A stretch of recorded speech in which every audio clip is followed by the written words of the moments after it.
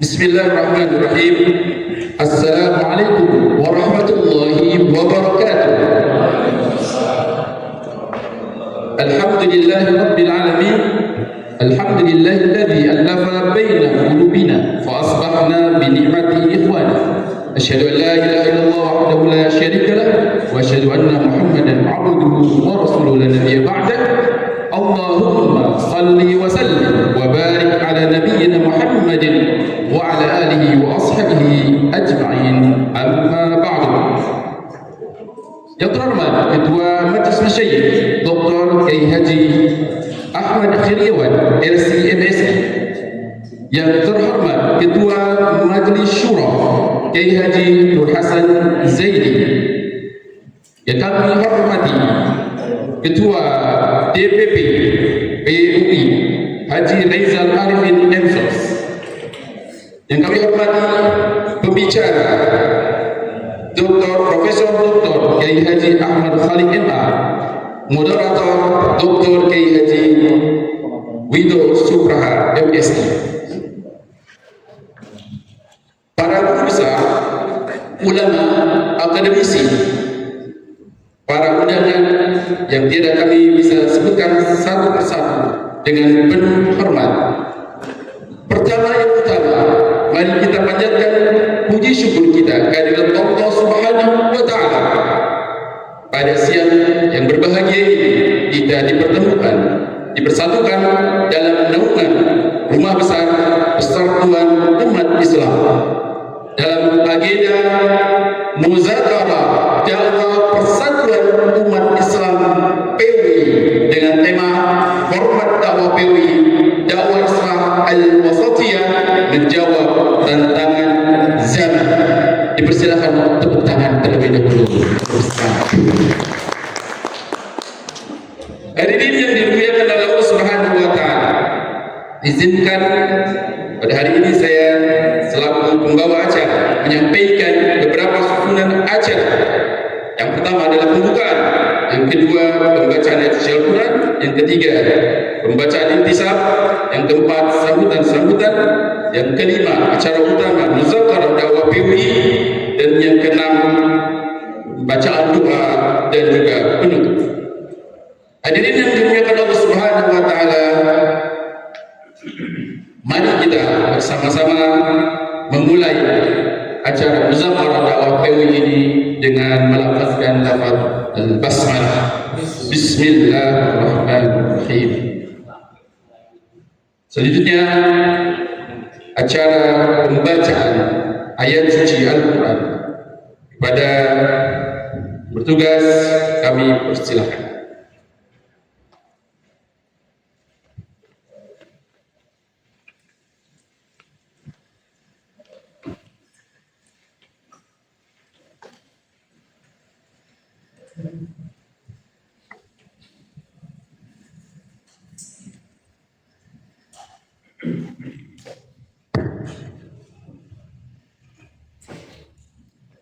Assalamualaikum warahmatullahi wabarakatuh.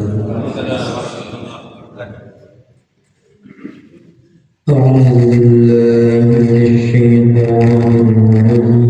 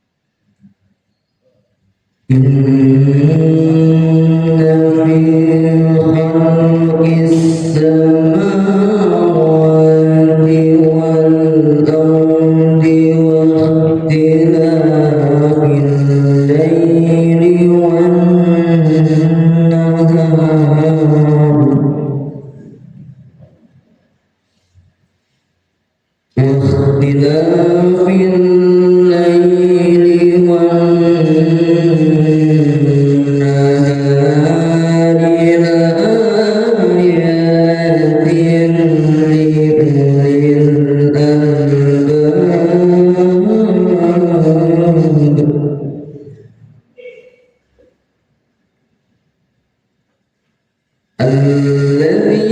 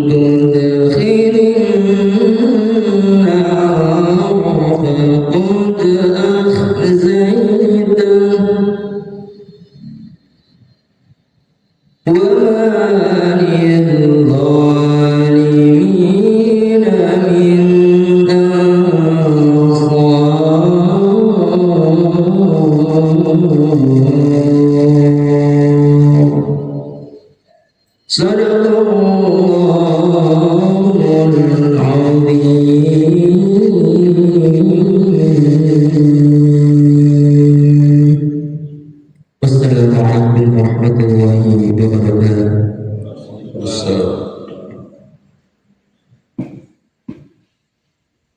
Siraman lantunan ayat suci Al-Quran telah dibacakan oleh Ustaz Dodir Biansyah PDI Mudir Pondok Pesantren Darul. Selanjutnya pembacaan intisam oleh Ahmad Gabriel Esos, kepadanya kami persilahkan, dan hadirin dimohon untuk berdiri.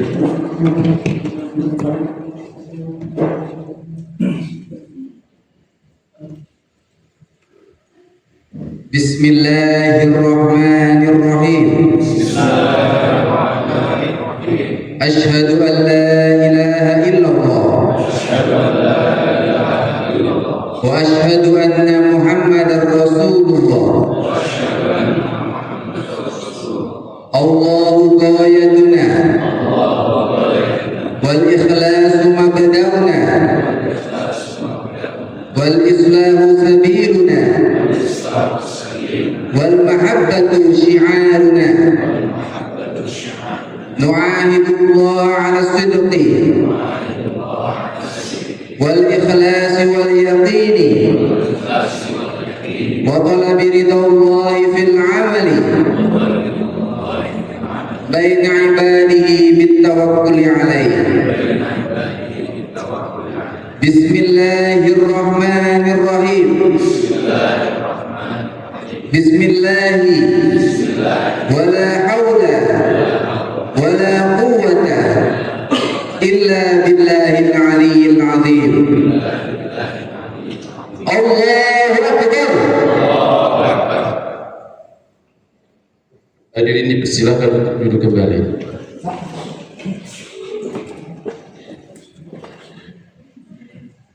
Acara selanjutnya yaitu sambutan yang pertama akan disampaikan oleh Ketua Majelis Syura PUI kepada Kiai Haji Nur Hasan Zaidi, kami persilakan.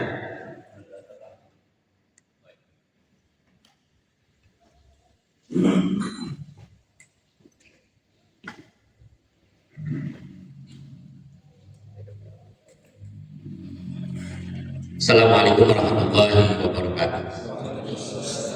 Alhamdulillah, sholli ala sayyidina Muhammad wa ala Muhammad. Asyhadu an la ilaha illallah wa asyhadu anna Muhammadar Rasulullah. Wallahu ayatuna wa ikhlasuna wa islahu sabiluna wa A'udzubillahi minasyaitonirrajim. Bismillahirrahmanirrahim. Wa takum minkum ummatun yad'una ilal khair wa ya'muruna bil ma'ruf wa yanhauna 'anil munkar wa ulaika humul muflihun. Sadaqallah. Para hadirin hadirat seluruh pimpinan pusat PMI yang acara ini berbarengan dengan sidang majelis syuro yang rutin di paling lambat per 6 bulan, bahkan sekalinya per bulan 2 bulan, karena sesuai dengan kebutuhan tuntutan situasi dakwah. Berbarengan acara ini juga musyawarah dakwah, karena anggota majelis syuro jumlahnya 23.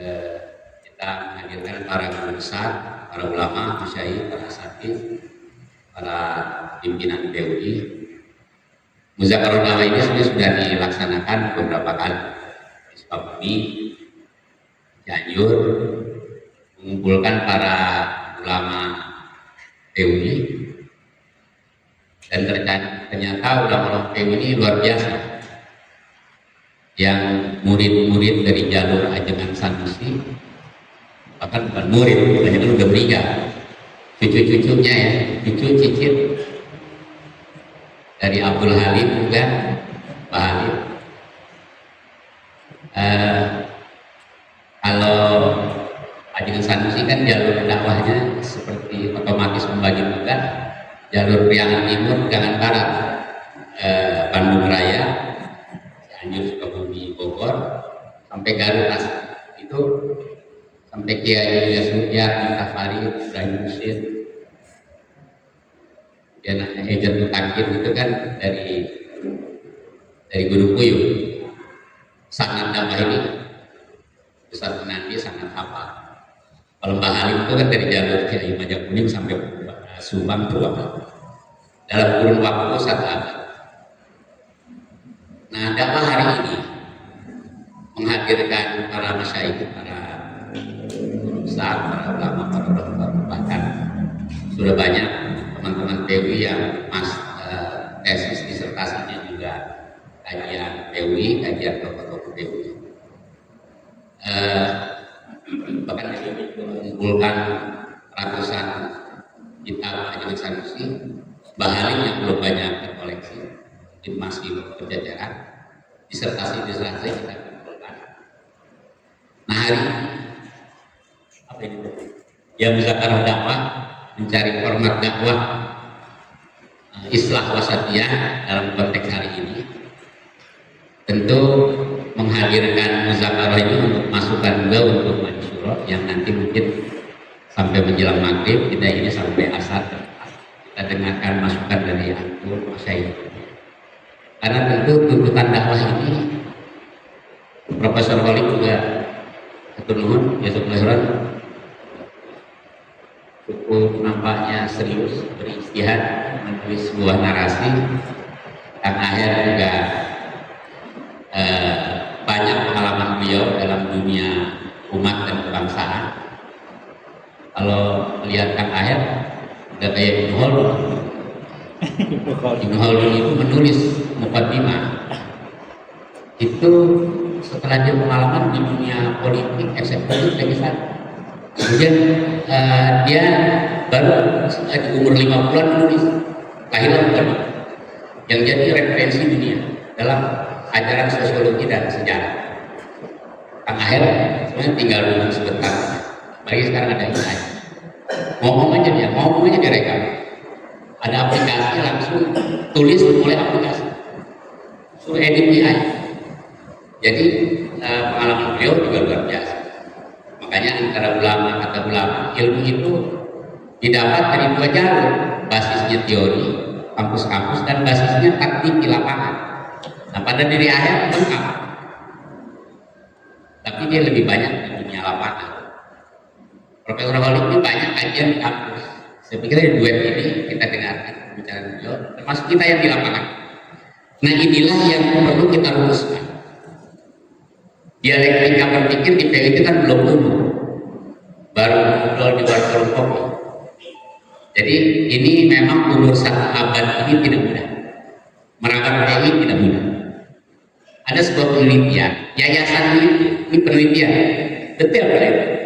Sebuah entitas gerak, baik level yayasan sampai ormas, apalagi yayasan itu umur yayasan itu 50 tahun paling lama. Makanya banyak pesantren sekolah kiainya meninggal mulai pesantren.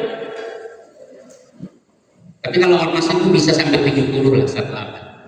Gerakan apapun baik agama maupun nasionalis, karena ini kan pada konten narasinya buat jangankan yayasan maupun ormas atau ormas, negara saja bisa bubar. Romawi bubar, khilafah Islam yang pakai Islam bubar, karena narasinya tidak teraktualisasi. Uni Soviet bubar, Pajajaran bubar, Sriwijaya bubar, Majapahit. Tapi orang yang bersujud pada Allah tidak pernah bubar, nambah. Nah untungnya alhamdulillah PU punya intisab. Tapi intisab juga sekarang ada orang yang berdiskusi, ini sanad dakwah PU ini kemana? Nah, ini aliran sanad. Ini sanad kemana? Kalau pembaharuan Islam ini Ustaz Nazar bicara ada menarik Ustaz Nazar. Jadi sanadnya kemana?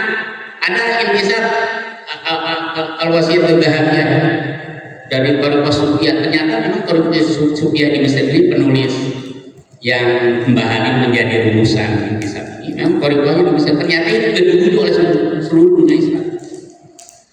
Nah, tapi tulisan-tulisan tafsir Ajaran Sanusi ini juga masih perlu kajian yang panjang. Dan memang sebuah ulama dari dulu juga nggak pernah selesai ditulis oleh satu guru. Dilanjutkan oleh murid-muridnya. Nah, murid-murid PU ini sanadnya karena ini jadi karena tidak melakukan kaderisasi atau lamban melakukan kaderisasi. Jadi di umur 1 abad ini PUI alhamdulillah kajian kita saudara ketua umum DPP ini makanya umur kita serahkan di umur 40-an. Tadinya terlalu muda 40 mimpin PUI, Nabi aja 40 itu. Sultan Syahrir umur 34 tahun jadi Perdana Menteri. Jadi sebenarnya sudah senior Mas Ajam. Nah, saudara Ajam ini kan banyak melakukan kolaborasi dengan berbagai pihak dan alhamdulillah dalam konteks ini mungkin ketua umum DPP punya perspektif lain dengan pengalaman beliau. Kembali lagi intinya nanti Profesor Dr. Holik yang sudah mengkaji sisi istimbat hukum dalam konteks fikih PU ini mau kemana? Bukan hanya fikih ibadah, tapi fikih dakwahnya kemana? Ya. Mungkin Kang Aher bisa menjelaskan secara konteks. Balik lagi kami sebagai atas mewakili Majelis Syuro, pimpinan DPP, format dakwah PU ini ke depan di era disrupsi ini menangkan teori-teori sosial ini setiap saat berubah. Kalau dulu teori sosial per 10 tahun berubah, sekarang itu teori sosial luar biasa tantangan. Tapi tentu penerjemahan dakwah ini di sini kalau kita bicara pendidikan lebih menantang lagi. Bicara kebangsaan lebih menantang lagi. Nah inilah Profesor Holik tantangan kita di dalam mengimplementasikan dakwah dalam konteks fikih, dalam konteks siasa, dalam konteks islahul ummah, islahul mujtama. Kamu nanti pengen masuk islahul siasa, berat itu islahul siasa ini diwakili oleh islahul ummah. Pengen nambah jadi 9. Nah, jadi islahul ummah dan islahul mujtama, tapi itu kan urusan mutaghayyir, bisa nambah bisa tidak. Tapi menyelesaikan 8 islah saja itu perlu masukan-masukan kita semua. Saya pikir itu pengantar saya diskusi yang cuma 2-3 jam ini mudah-mudahan produktif dan tidak akan selesai di sini. Mungkin nanti per 3 bulan, 2 bulan DPP bisa atau Majelis Masyayikh. Karena ini mengelola bangsa yang 300 juta ini kalau kata Kang Aher itu kayak Jakarta Jeddah ini sama dengan Aceh sampai Papua, luas 300 juta. Penduduk kita 2 juta. Kang Aher aja perlu 8 periode kalau boleh terus mimpin atau oleh kadernya mimpin Jawa Barat 50 juta. Ini berat. Tapi untungnya Indonesia itu kondusif secara dakwah. Jadi sebenarnya di Indonesia itu tantangan dakwah hampir nggak ada. Semuanya mengasihkan. Jadi tinggal kesabaran kita di dalam implementasi dalam dakwah. Aku nuhun di sini juga mewakili bulan ini sudah hadir. In uridu ila islam mastata'tu fa idza azamta fatawakkal. Assalamualaikum warahmatullahi wabarakatuh. Assalamualaikum.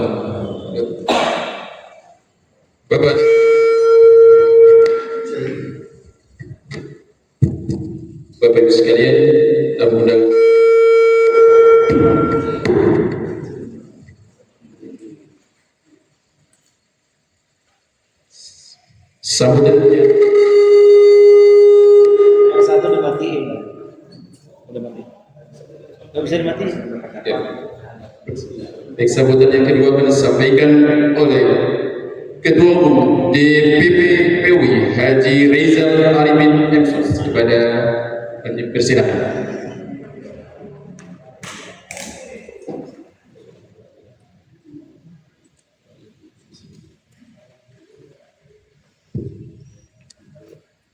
Bismillahirrahmanirrahim. Assalamualaikum warahmatullahi wabarakatuh. Alhamdulillahirabbil alamin. Allahumma shalli ala sayyidina Muhammad wa ala ali Muhammad. Allahu bayyana wal ikhlas wa maduna wal islahu sabiluna wal muhabbat musyariah.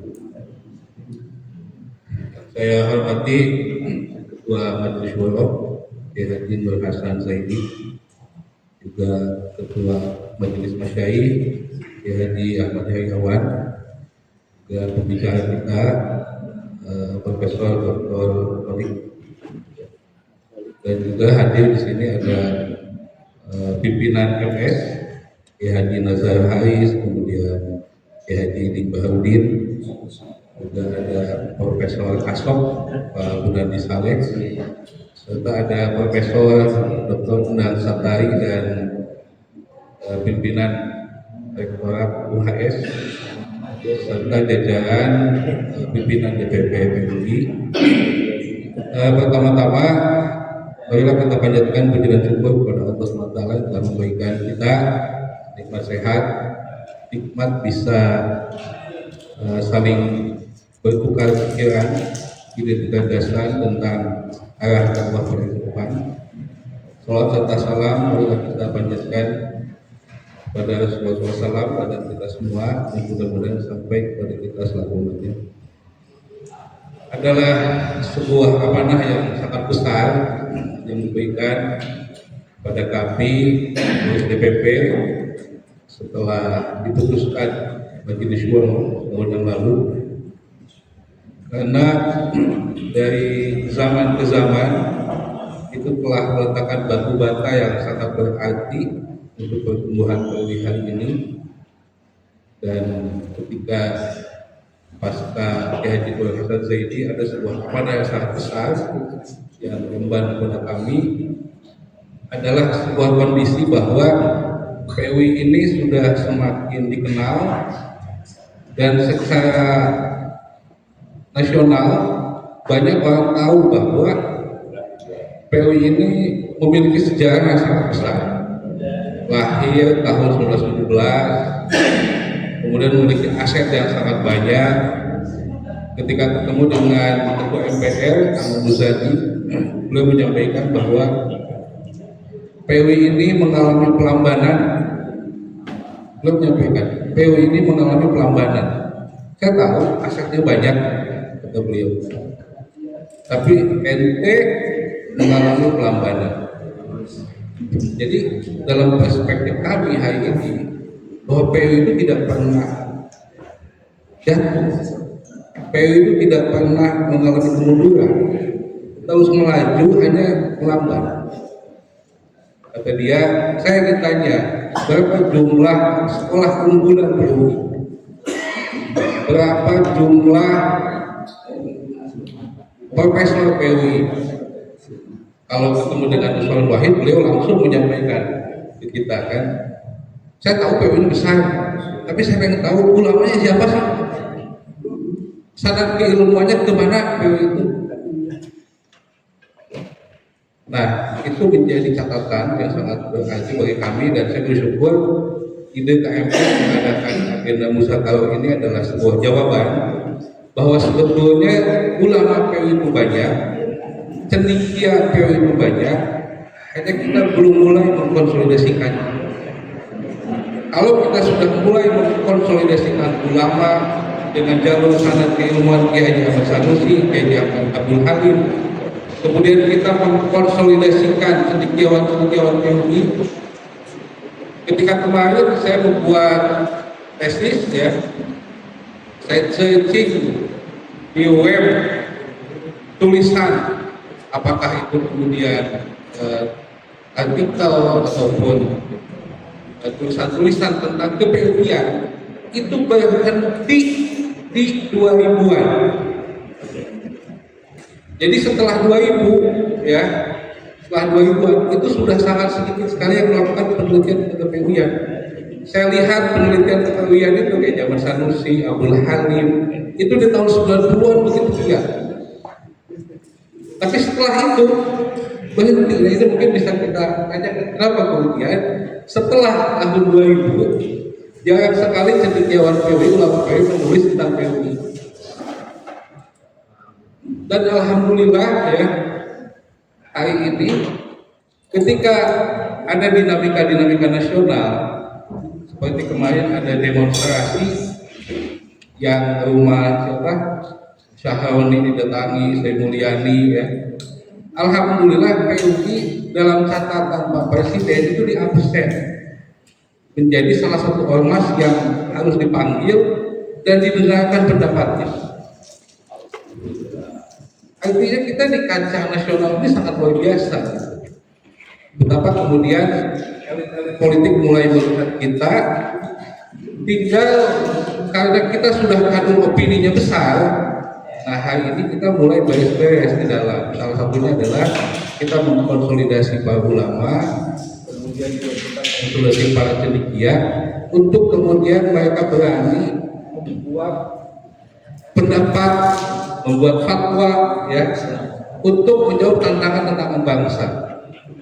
Kalau misalnya ormas sebelah itu kan dia punya majelis apa namanya? Muhammadiyah itu Taji, NU, Bahsul Masail, itu detail dia melakukan kajian-kajian. Dan saya lihat PUI ini sebetulnya sudah bisa untuk PMS ya. Sudah bisa melakukan itu. Bisa kita membuat kajian tentang AI, bagaimana kemudian kita berpendapat.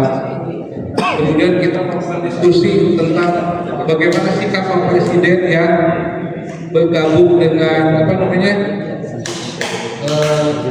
Persatuan Perdamaian Dunia, gitu kan? Nah, Pak Haji ini luar biasa, dia mengumpulkan sekian banyak nama-nama profesor, gitu kan? Ini ada sekian. Itu tentu saja membuat kita tambah semangat dan tambah percaya diri, gitu, bahwa sebetulnya yang menjadi kekuatan PUI itu bukan hanya aktivis lapangan saja, tapi kita juga punya banyak profesor, punya banyak ulama yang itu harus kemudian ke depan dengan penuh percaya diri itu kita konsolidasikan sehingga opini orang bahwa PUI itu adalah ormas paling besar di Jawa Barat itu betul-betul bisa kita pertanggungjawabkan. Mungkin itu yang bisa saya sampaikan. Mudah-mudahan agenda ini bukan agenda yang pertama dan terakhir di tahun ini, tapi ini menjadi agenda-agenda yang dilakukan oleh pusat, kemudian nanti wilayah untuk melakukan, kemudian daerah melakukan, sehingga kita bisa melakukan mobilisasi konsolidasi yang sangat besar. Demikian yang saya sampaikan. Wabillahi Islam, Nasratullahi wa idza zamta fatawakkalullah. Assalamualaikum warahmatullahi wabarakatuh. Baik, terima kasih sambutan dari Ketua Umum DPP PUI. Bapak dan Ibu hadirin yang dirahmati Allah Subhanahu wa taala. Pergi ke Maja melihat telaga. Dan cakap boleh. Singgah sebentar di kaki Ciremai. Dari Majalengka, Bumi Sindang kasih kita bermuzakarah merajut dakwah Islam umat kita mulai kepada Dr. Haji Kiai Haji Widodo Supraha MSI selaku moderator kami persilahkan. Bismillahirrahmanirrahim. Seluruh pejuang Persatuan Umat Islam, para muassis, guru besar, para hadirin wal hadirat, warga PUI, kader PUI, pengurus PUI, mobil khusus hari ini sengaja tidak terlalu banyak yang diundang, tapi pilihan semua.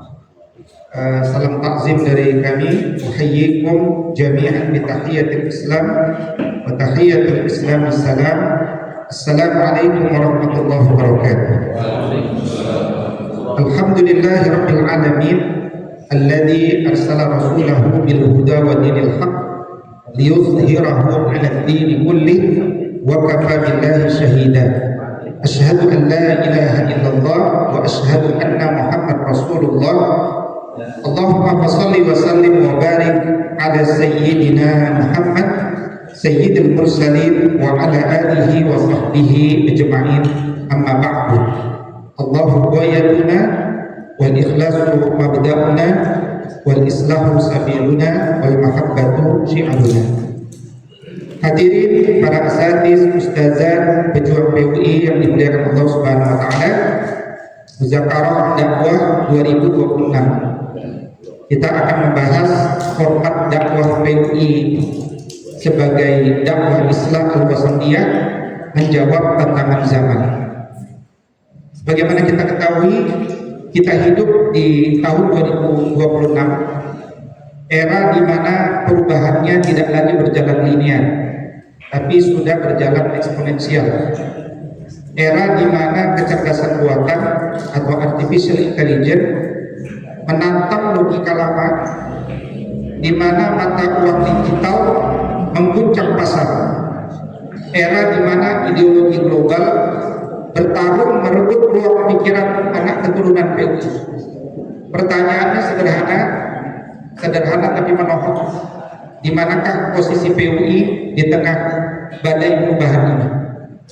Terlebih PUI masih belum disebut sejajar dengan dua ormas yang lain, yaitu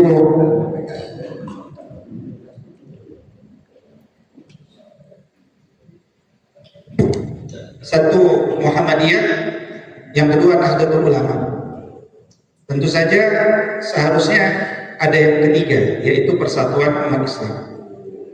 Nah, pertanyaan berikutnya, apakah kita hanya akan menjadi penonton sejarah yang hanya bangga dengan romantisme masa lalu, atau kita adalah orang-orang yang siap untuk melompat bersama menjadi pemain inti, bahkan memegang kendali di masa depan? Hari ini di forum Muzakarah dakwah yang mulia ini, sekali lagi kita tidak sedang bernostalgia. Dalam waktu yang singkat padat dihadiri oleh para pemikir, para filosof, ahli filsafat, penggerak. Kita sedang bersama-sama menyusun, Majelis Syura menyusun, DPP bergerak untuk menyusun cetak biru kemenangan PUI atau Persatuan Umat Islam. Kita akan mencoba membedah bersama sore ini bagaimana kekuatan politik bisa bersalaman erat dengan kekuatan kultur, bagaimana fikih Islam bisa berdialog dengan algoritma, dan di hadapan kita hadir tokoh-tokoh yang disebut, dan antum semua adalah tokoh-tokoh, dan antum semua adalah tokoh-tokoh besar dengan visi-visi besar dan pemikiran-pemikiran besar antum. Mobil khusus dalam sesi ini kita mengundang Dr. Ahmad Heriawan, arsitek kebangkitan PUI insyaallah, Profesor Abdul Khalid, Profesor Ahmad Khalid, sosok mujtahid era digital. Ini kalau melihat tema-tema yang akan dibahas ya. Dan para guru besar, para dakatir dan seterusnya. Nah, kenapa Dr. Ahmad Heriawan kita undang pertama kali untuk akan menyampaikan pemikiran beliau? Karena secara umum beliau bukan sekedar teoretikus tapi juga praktisi yang sudah membuktikan bahwa dakwah tidak cukup hanya menggema di mimbar masjid, tapi juga harus berdaulat dalam kebijakan negara. Karena kita semua tahu al-haqqu bila nizam yaghlibul batil bin nizam. Kebenaran yang tidak terorganisir akan dikalahkan dengan mudah oleh kebatilan yang terorganisir. Dan beliau saya kira akan dengan matang menegaskan pentingnya power dan influence. Sebagai ketua Majelis Masyayikh Persatuan Umat Islam dan pengalaman beliau memimpin Jawa Barat, insya Allah beliau akan menjadi sosok paling otoritatif. Bagaimana mengubah PUI dari kekuatan lokal, regional, dan kelak menjadi kekuatan nasional yang diperhitungkan. Dan tadi Ketua DPP sudah menyampaikan juga bagaimana pemikiran-pemikiran PUI sudah mulai didengar, pemikiran-pemikiran kita sudah mulai diterima. Beliau akan memaparkan bagaimana strategi sinergi antara dakwah kultural dan struktural untuk merebut kepemimpinan umat. Dan kami meminta para hadirin yang hadir, diantaranya yang kami catat ada guru kita Profesor Dr. Kiai Haji Endang Sutari dari Garut hadir hari ini. Beliau seorang filosof dalam masalah manhaj wasatiyah PUI. Buku beliau cukup tebal tentang wasatiyah PUI, dan PUI sudah menetapkan jamaah ini sebagai jamaah al-islah al-wasatiyah. Itu identitas PUI. Hadir juga Dr. Munami, pakar sejarah. Ada Dr. Kara, pakar sejarah juga. Dari UHS hadir Dr. Setiadi Yazid, Dr. Cukup Mulyana, ada Dr. Manfan dari wilayah, ada Dr. Edi Sohendi, Kiai Kultural Majalengka, ada Dr. Omo Karsono, ada Dr. Amin Ridwan, ada Dr. Heru, dan ada seluruh anggota Majelis Syuro yang pagi ini membahas desain ini, dan sementara break untuk mendengarkan masukan-masukan antum semuanya. Dan karena itu, untuk mempersingkat waktu, kita berikan kesempatan pertama pada Dr. Kiai Haji Ahmad Haryawan LCMSI untuk memaparkan peta jalan kebangkitan PUI. Kepada Kang Aher, waktu tempat tafadhol masykur.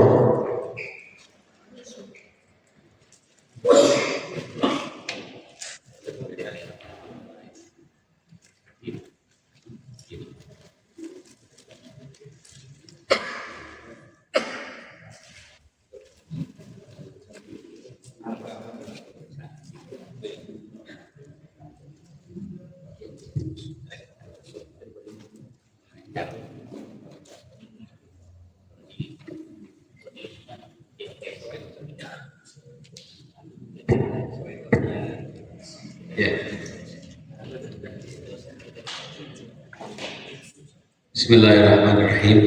Assalamualaikum warahmatullahi wabarakatuh.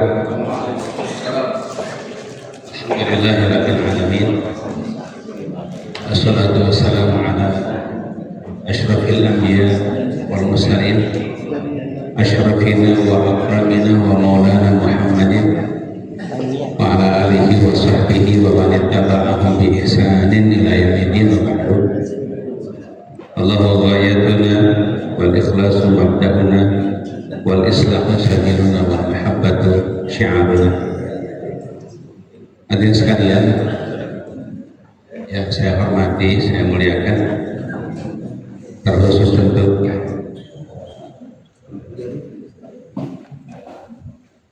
Ketua Majelis Syuro dan seluruh anggota Majelis Syuro, para pengurus Dewan Pimpinan Pusat Persatuan Umat Islam, serta para pakar seluruhnya. Hadir bersama kita Profesor Dr. Ahmad Khalik. Secara nahu kita ada yang mahzub ya, Ahmad Abdul Khalik kelihatannya. Karena dulu pernah nama Alfiah.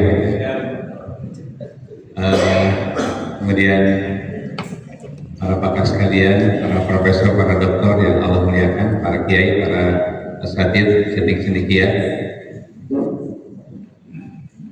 Ya, hadirin sekalian,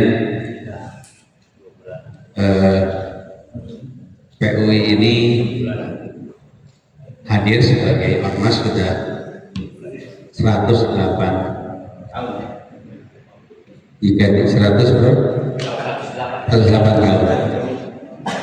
Ketika kita menghitung dari 911 ya. 17 ya. 11 tahun ya betul. Ya.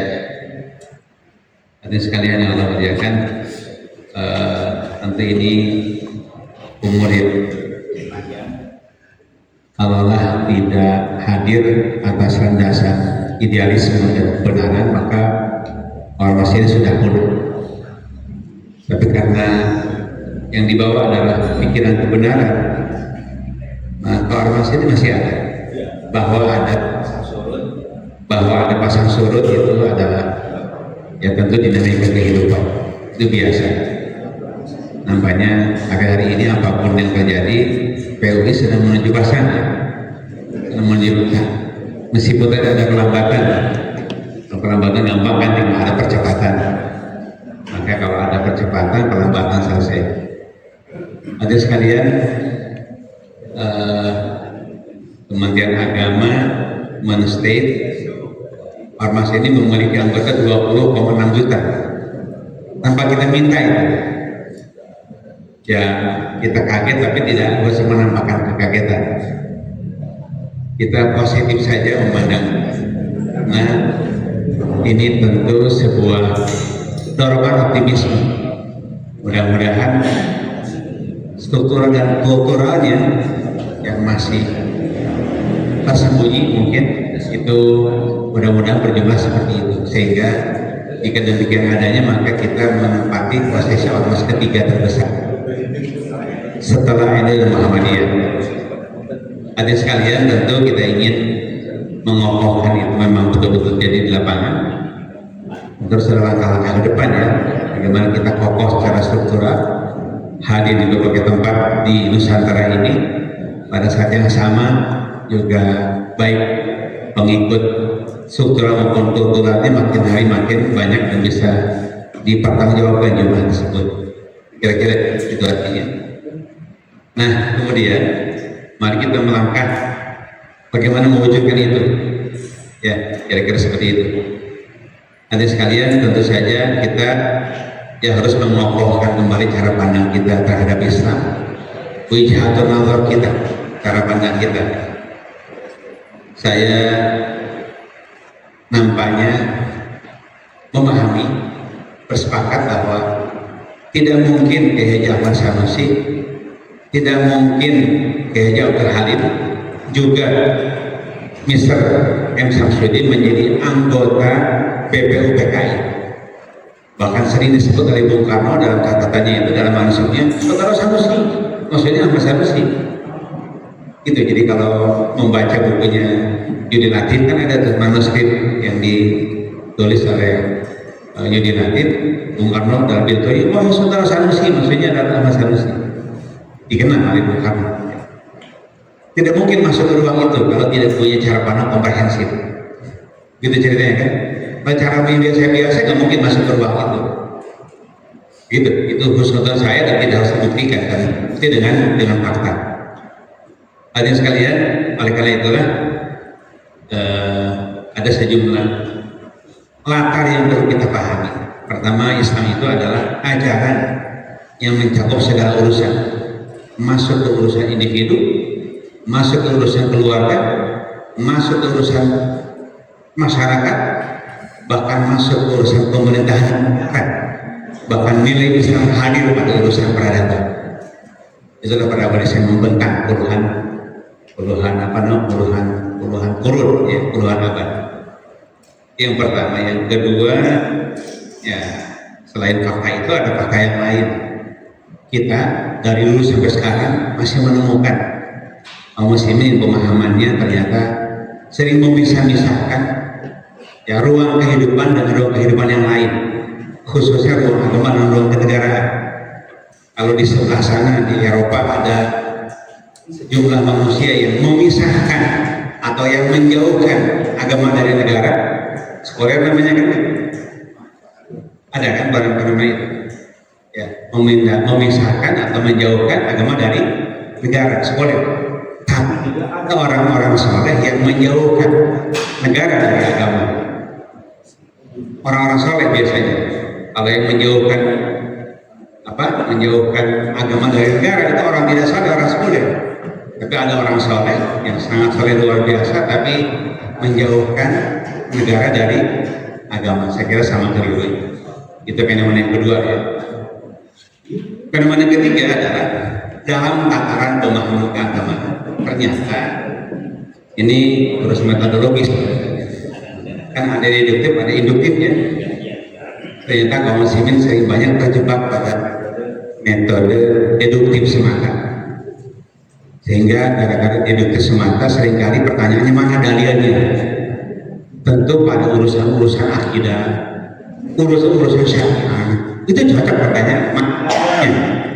Tapi pada urusan tradisi, urusan adat istiadat tidak ada pertanyaan itu. Nah, ada fenomena itu kaum muslimin kan sekarang. Makanya jangan heran di kalangan Sunni dan di dunia Islam itu kan ada dua, Sunni dan Syiah kan begitu. Tapi di Sunni banyak juga mazhab yang sering menyesatkan orang gitu. Ada mazhab Sunni yang sering membid'ahkan orang. Karena terjebak metode hidup kita nih. Pertanyaan mana dalilnya? Untuk urusan syariah akidah yang pokok-pokok cocok pertanyaan tersebut. Tapi untuk urusan tradisi, untuk urusan fenomena-fenomena sosial yang ada pada sebuah tempat dengan keragamannya, tidak cocok pertanyaan tersebut. Pertanyaannya adalah yang cocok, apakah fenomena tersebut bertentangan tidak dengan pokok-pokok ajaran Islam? Begitu pertanyaannya. Ketika ternyata tidak ada masalah dengan pokok-pokok ajaran Islam, terima sebagai sebuah tradisi yang baik. Itulah yang sering disebut oleh Imam Syafi'i dan lain-lain sebagai bid'ah mahmudah. Gitu kan?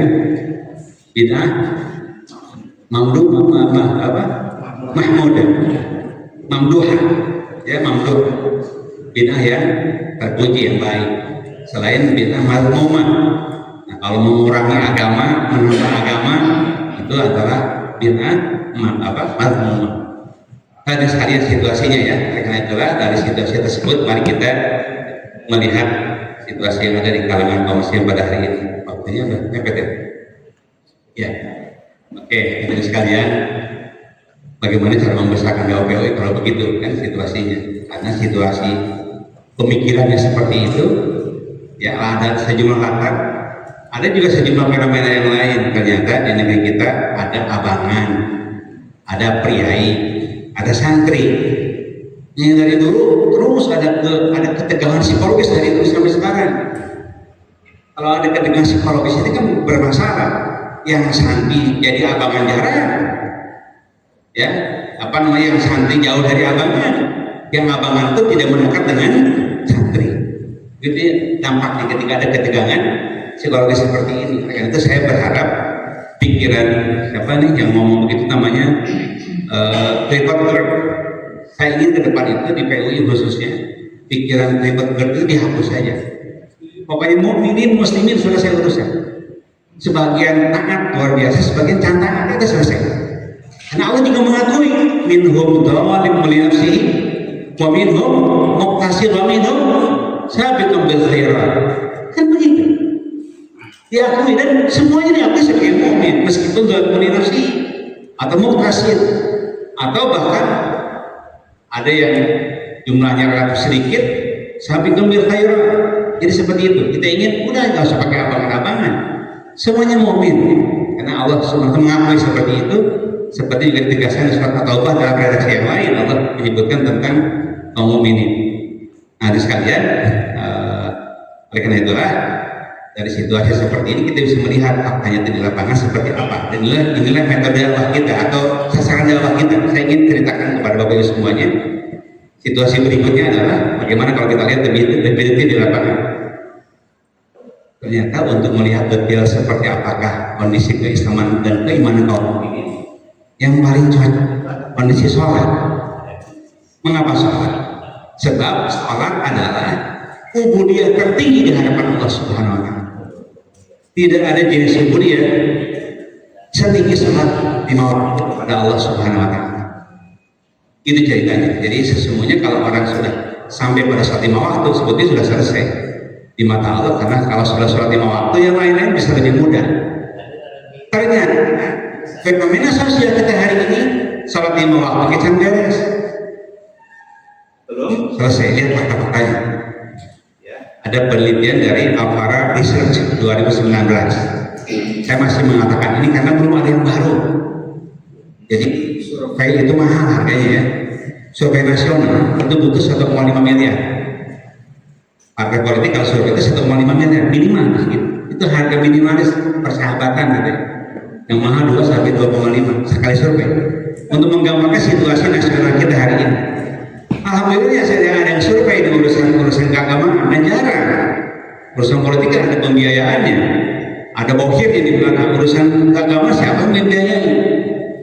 Ini makanya bagus yang survei ini belum diulangi lagi. membuktikan begini, ternyata kaum mukminin Indonesia yang sholat 5 waktu selalu berjamaah baru 2%. Itu data pertama ya, saya usah analisa. Data kedua, muslimin mukmin Indonesia yang sholat berjamaah, yang sholat 5 waktu sering berjamaah 7,7%. Itulah yang disebut dengan kaum paling taat. Oleh orang orientalis, ada peneliti sekuler menyebutnya rada-rada nyindir, kaum purita, sok cedihan reling ya kaum, karena suka cedihan jangan disebut kaum purita. Jadi hanya 9,7% orang yang masuk kategori soleh banget.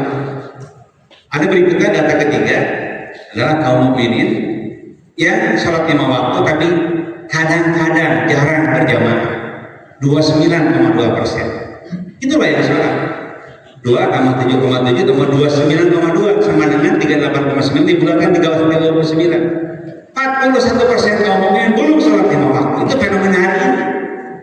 Jadi kita ingin membesarkan teori pada situasi itu. Kalau mau, kalau bisa, kalau kayak terbuka luar biasa, jangankan di ormas nomor 3, nomor 1 pun bisa. Karena masih 52% kaum muslimin Indonesia belum menyatakan berpihak dan berafiliasi kepada ormas. Baru 48% orang Indonesia mengaku berafiliasi kepada ormas dan IJA. Lupa tahun berapa. Jadi yang paling gede masih bisa, masih ada 52% mencan berormas. Jangan khawatir, pangsa kita, market share kita masih banyak. Kalau mau paling menjadi paling tinggal bagaimana caranya kita rumuskan. Ada sekalian, berikutnya supaya tidak penasaran, 33,8% sering sholat. Rata-rata sholatnya 3 kali sehari kalau dalam 1 tahun dirata-ratakan. Data berikutnya adalah 26,8% jarang sholat atau kadang-kadang sholat. Rata-rata sekali sehari sholatnya atau bahkan sekali seminggu diajak paling puasa sholat Jumat. Ada 0,4% tidak sholat sama sekali. Itulah wajah muslimin kita pada hari ini. Boro-boro cerita peradaban Islam, boro-boro cerita ekonomi Islam, ini saja belum selesai urusan. Padahal yang menyelamatkan ke surga kan bukan ekonomi Islam yang dibahas tadi. Salat 5 waktu sebagai pokok budiah kepada Allah Subhanahu wa taala. Man amana billahi wa bi rasulihi wa aqama salata wa shoma ramadhana kana haqqan 'ala Allahi an yudkhilahu jannah. Rawahu Bukhari wa Muslim. Kita sadar kalau ada orang suka nanya siapa rawinya. Dan banyak sekarang hadis standar dan siapa rawinya. Jadi barang siapa yang beriman pada Allah dan Rasulnya, ya syahadat berarti wa aqama salata, salat 5 waktu, wa shoma ramadhana, puasa Ramadan, maka pahalanya kata menanggung kana haqqan 'ala Allah ayyudkhilahu jannah. Maka berhak bagi Allah untuk memasukkannya ke dalam surga. Selesai. Jadi boleh jadi itu yang harus kita kokohkan terlebih dahulu, minimal dakwah kita itu mengokohkan iman sholat 5 waktu. Karena kalau sholat 5 waktu puasa pun bisa. Yang tidak puasa rata-rata tidak sholat 5 waktu. Karena kalau sholat 5 waktu jangan juga insya Allah bisa. Kuncinya di syahadat sholat, ternyata ketaatan berikutnya akan terselesaikan. Di sini letakkan pokok kita untuk masyarakat kita. Jangan-jangan dakwah kita terlalu susah bagi masyarakat kita, gitu kan? Dan karena Islam itu harusnya hadis sebagai agama yang mudah. Inna hadzal dina yusrun. Agama ini agama yang mudah, begitu kata Rasulullah Sallallahu Alaihi Wasallam. Nah, kalau dibahas lebih banyak lagi, apakah ini ada kaitan pilihan partai politik? Ada, ternyata yang 26, ini cerita aja supaya ada gambaran bahwa apakah situasi ibadah mungkin seperti ini ada kaitan partai politik? Tidak ada. Ada ternyata Bapak Ibu sekalian, 26,8% yang kadang-kadang sholat, ternyata 95% memilih sebuah partai. Partai kira-kira partai berwarna merah. Ya, porsi dari 26 tadi 95%. Luar biasa ya, terus yang disuruh menandai. Itu tanya, kita ceritanya. Jadi kegambarkan bagaimana cara membesarkan partai Islam, gitu kan? Ya, kan apa yang kita lakukan? Termasuk tentu saja bagaimana cara membesarkan ormas umat Islam. Hadirin sekalian, oleh karena itulah hadirin sekalian, nampaknya ke depan kita harus menentukan sebuah strategi dakwah kita atau tujuan dakwah kita. Pertama, mari kita dari situasi itu kita rumuskan tujuan dakwah kita. Tujuan dakwah kita yang pertama kali dakwah umum dan dakwah khusus. Dakwah umum dan dakwah khusus. Dakwah umum itu adalah dakwah yang masuk ke semua lini tanpa ragu. Kita kan baru ini majelis taklim saja. Majelis taklim dan yang suka ke masjid itu orang baik-baik sudah sholat itu semuanya. Tapi ke dakwah kita belum masuk ke tempat-tempat yang belum sholat kan gitu. Ini persoalannya. Jadi tujuan dakwah kita, dakwahnya adalah mari kita masuk ke dakwah ke semua lini tanpa ragu sedikit. Itu caranya membesarkan Islam, termasuk membesarkan ormas Islam, termasuk cara memperbanyak anggota kita, jamaah kita, masuk ke semua lini tanpa ragu sedikit. Ke semua lini ya. Kalau saya semua lini kita paham, semua lini, semua orang menjadi sasaran dakwah kita tanpa kecuali. Kita ada sekalian ya. Nah, tentu dakwah khususnya adalah dari dakwah umum tadi, mari kita petik dari hasil dakwah umum tadi, dakwah khusus lewat kaderisasi, lewat pengajian istilahnya ta'lim Islam. Jadi ada umum begitu ke semua lini, nanti ada naktifu, kita petik satu persatu. Jadi dakwah khusus masuk ke ta'lim Islam, jadilah kader PUI, sebagiannya jadi pengurus, kira-kira seperti itu. Gitu ya. Ini untuk kaderisasi dan untuk para pemuda paham ya. Jadi pokoknya hadirkan ya syiar masuk ke semua lini tanpa ragu. Al-mu'minun yuqatilun nasa wa yasbir ala adahum khairun min alladhi lam yakhalidin nasa wa la yasbir ala adahum. Seorang mukmin yang masuk ke semua lini untuk berdakwah dan bersabar dengan akibat yang ditimbulkannya lebih baik daripada seorang muslim yang tidak berdakwah akibat tidak mau ada masalah. Tidak ada masalah kan gitu. Mendingan ada masalah, ada problema akibat berdakwah daripada tidak mau ada masalah akibatnya tidak berdakwah. Itu tujuan dakwah. Berikutnya strategi dakwah. Strategi dakwahnya nampaknya saya ingin mengajak semua hadirin, mari kita hadirkan pemahaman Islam yang utuh dan moderat. Utuh dan moderat.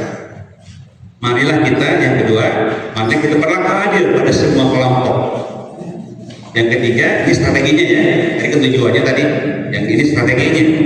Marilah kita hadirkan pemahaman Islam yang utuh dan moderat, termasuk di dalam pemahaman kebangsaan. Sebab Islam dan kebangsaan masih aja dipertentangkan. Ada nggak ada masalah? Islam dan Pancasila masih ada persoalan. Kadang-kadang pertanyaannya suka salah juga. Anda sebagai orang Indonesia pilih Islam tapi di Pancasila pertanyaannya ngaco. Salah pertanyaannya. Sesuatu yang tidak setara ditanyakan salah. Disuruh memilih itu pada yang setara. Ya bulan setara, suruh milih, suruh istikharah. Agama depannya sesuatu yang tidak setara, mengapa disuruh milih? Kalau saya ditanya begitu, pertama jawaban pertanyaan Anda salah. Kalau saya harus menjawab, jawabannya adalah dalam urusan agama, urusan hubungan saya dengan Tuhan, saya pilih Islam. Dalam urusan bernegara, saya pilih Pancasila. Itu jawabannya. Kalau harus menjawab, tapi salah benar menanya, salah menanya. Tidak tahu urusan agama dan negara. Oke, hadirin sekalian. Yang ketiga, buang nilai-nilai dan persepsi ekstrim. Yang masih ada urusan ekstremisme. Ada ya, tiga. 1, 2, 3. Izinkan masih ada berapa menit lagi? 1 menit lagi. Saya izin 5 menit. Supaya yang 3 tadi bisa sedikit dijabarkan. Pertama, urusan pemahaman Islam yang moderat dan wasatiyah yang luas, ya. Dan wasatiyah kan jamaatul Islam wasatiyah. Yang pertama, ini poin terbesarnya saya, hadirkan Islam sebagai ajaran yang komprehensif, moderat, mudah, toleran, adaptif pada budaya dan kolaboratif. Itu poin pertama. Karena ada urusan dengan kebangsaannya. Pahami bahwa Pancasila merupakan perjanjian sosial al-mithaq dan konsensus bersama serta titik temu dari berbagai ideologi yang ada pada anak bangsa. Itu kata Pancasila kan, kata Prof. Yudi Latif, ini penting. Saat BPUPKI hadir atau bersidang, ada 5 ideologi berkembang. Ada 5, saat BPUPKI bersidang, ada 5 ideologi berkembang. 1, nasionalis Islamis. 2, nasionalis sosialis. 3, nasionalis sekuler. 4, nasionalis substansialis. 5, Islamis tradisionalis. Gitu ya, ada 5. Kata beliau, bayangkan kalau pada saat itu voting, siapa yang menang? Yang menang adalah nasionalis. Kalau saat itu menentukan dasar negara apa? Yang menang nasionalis, karena pendukungnya banyak. Karena nasionalis substansialis nasionalis, sosialis nasionalis, sekuler nasionalis 3. Kita hanya komunis dengan tradisionalis. Dan saat itu yang hadir lebih sedikit karena BPUPKI tidak mencerminkan keterwakilan daerah dan keterwakilan kelompok saat kaburu. Kan BPUPKI itu berjalan sehanu kaburu waktu itu.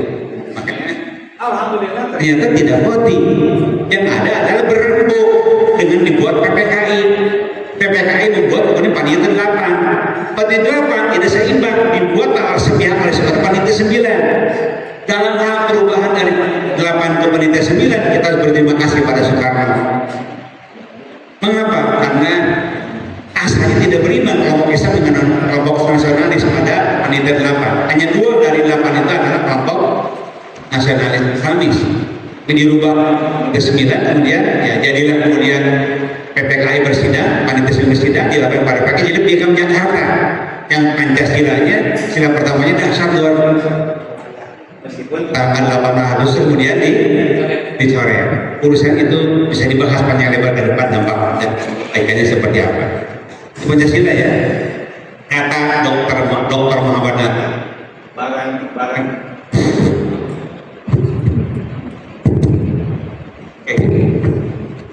Kata Dr. Muhammad Nadir, barang siapa yang melaksanakan Islam sudah sama dengan menjalankan Pancasila seluruhnya. Dan barang siapa yang menjalankan Pancasila sudah menjalankan sejumlah prinsip-prinsip pokok agama Islam, ketuhanan prinsip Islam, kemanusiaan prinsip Islam, persatuan prinsip Islam, musyawarah prinsip Islam, dan keadilan juga prinsip Islam. Clear, semua nggak ada masalah. Gitu ya, itu tentang Pancasila. Kan perlu dijelaskan bagi umat kita, karena masih banyak yang mempersoalkan urusan seperti ini. Nanti kita disebut radikalis macam-macam, masalah juga. Yang penting bagi kita kan bagaimana di negeri kita menjadi negeri yang terus Islam terbuka untuk berdakwah, ya, muslim untuk berdakwah tanpa hambatan apa. Di Saudi Arabia kan sekarang baru klik seseorang yang agak kritik raja kan sudah langsung hilang tanpa pengadilan. Dia orang ayo non si apa yang kritik pedas itu mana? Bukan Hero. Yang muda bisa kan Binobil? Panji.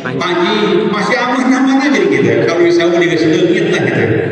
Luar biasa berkahnya negeri kita pada hari ini dalam urusan agama. Oke, berikutnya bahwa Islam dan demokrasi bisa berjalan seiring tanpa saling meniadakan. Berikutnya bahwa identitas keagamaan sejati Islam dan identitas kebangsaan yaitu NKRI bisa berjalan seiring bahkan saling menguatkan. Tasamuh atau toleransi terhadap perbedaan, baik perbedaan keyakinan, perbedaan praktek ibadah fikih, ya, dan termasuk praktek perbedaan pandangan politik, termasuk perbedaan kebijakan publik, itulah perbedaan dan toleransi yang saling kita menghormati satu sama lain pada hari ini. Nyaman di negeri kita, alhamdulillah. Dan yang dimaksud dengan syukuria itu tidak one size fit all. Yang dimaksud syukuria itu kan tidak harus bentuk dan wajah Islam di Saudi Arabia mesti persis dengan kita, kan beda suasana, beda budaya. Jangan paksakan budaya dan situasi yang ada di Saudi di Indonesia, begitu pun sebaliknya kan begitu sekalian. Itu yang pertama terkait dengan pemahaman Islam yang moderat. Yang kedua, berlaku adil terhadap semua kelompok. Ya kira-kira dalam konteks dakwah, hadirkan dakwah ini kepada semua kelompok tanpa ragu. diskusikan jika ada hal-hal yang bermasalah antara para dai. Kalau kemudian ada saling beda pendapat, saling beda pendapat, saling hormat menghormati, jangan sampai saling membid'ahkan. Adalah bid'ah yang paling berbahaya adalah saling membid'ahkan. Itu ya Pak Ustaz. Bid'ah yang paling bahaya adalah saling membid'ahkan. Itu harus sekalian. Oke. Tentu dalam praktek sosial dan kemasyarakatan hadirkanlah maqasid syariah. Kalau APBD kita berkiblat pada maqasid syariah, APBN kita berkiblat pada maqasid syariah, dasar luar biasa. Jangan disebut landasan maqasid syariah, jangan disebut substansinya aja. Begitu kita main substansi yang disebut. Ya. Karena kan hibdul din bisa dihadirkan dalam program-program APBD kita. Hibdul nafas, hibdul akal, hibdul nasab dan hibdul ma itu bisa hadir pada sejumlah program-program yang ada pada negeri kita. Luar biasa ya. Jadi sekalian, kalau semua program berkiblat ke situ, wah mantap, luar biasa. Maka syariah bisa hadir tanpa harus seperti itu maka syariah. Terakhir dari sekalian, mari kita buang nilai dan persepsi ekstrim. Nah sekarang ini berkembang ada klaim subjektif ya. Akidah Ahlussunnah bahwa penafsiran Ahlussunnah itu harus seperti ini, harus tunggal. Kalau bukan ini, bid'ah dalam akidah atau bid'ah metodologis dalam akidah, kan bahaya. Ya sekarang berkembang kan.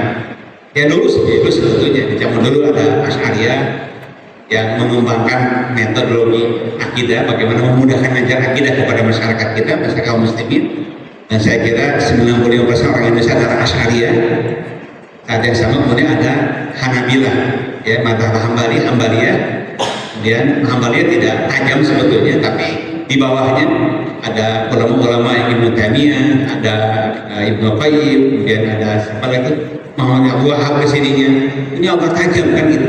Yang pertengkarannya antara Sunni dua ini kan agak tajam nih, itu saling membid'ahkan. Makanya saya bilang bid'ah yang paling berbahaya adalah saling membid'ahkan satu sama lain. Kita di PMI tidak begitu. Pokoknya di sebelah sini hobinya Asy'ariyah, kita pakai Asy'ariyah.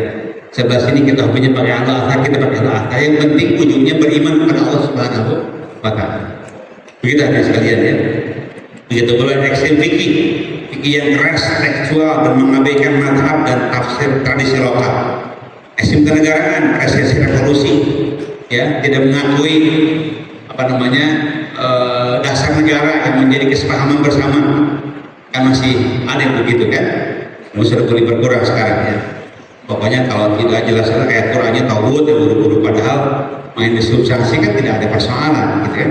Seperti maqasid syariah, tapi tidak disebut maqasidnya, tapi hadir dalam program-program kerja APBD kita dan program-program yang lain, termasuk ekstrem anti rasionalitas. Ya, kan masih banyak ya persepsi anti sarana dan kelembagaan sosial modern, anti teknologi dan ilmu pengetahuan modern, termasuk mendukung irasionalitas dan teori konspirasi. Seringkali hal seperti itu terjadi. Nah itu semua mesti kita buang ya. Nanti sekalian, terakhir ingin saya kemukakan seperti apakah kemudahan berdakwah yang harus kita hadirkan di masa-masa yang depan, karena jangan-jangan ini metode dakwah kita terlalu tinggi, tidak cocok dengan kondisi masyarakat kita. Ini paling akhir kita lihat bagaimana mudahnya Rasul berdakwah kepada masyarakat sahabat pada saat itu. Suatu saat Rasulullah sedang ada di sebuah majelis, kemudian Irja'a Arabiyun, tiba-tiba datanglah seorang Arab dari perkampungan. Arabi, saya kalau diterjemahkan sebagai Arab Baduy nggak setuju. Kalau Baduy kan tidak cerdas, ini cerdas banget.